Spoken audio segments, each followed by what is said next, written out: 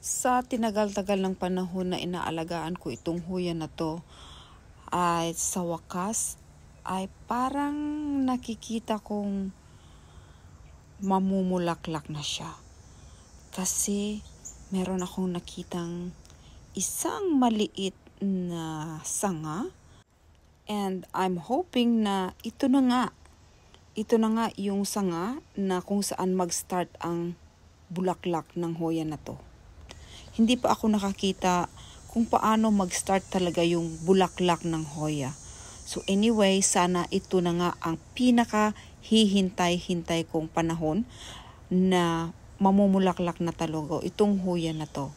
Ini-sprayhan ko siya ngayon, sinishower ko siya kasi sobrang dami niyang mga aphids. Puro puti ang lahat ng mga stems.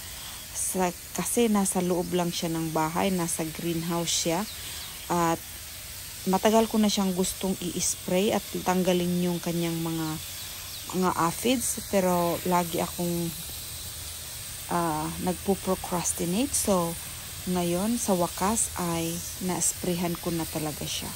So sana ay matanggal ang mga aphids na yon at sana ay mamulaklak na talaga itong hoya na to. Mag-a-update ako after a few weeks kung yung nakita nating bubot na yon ay yun na nga ba ang bulaklak.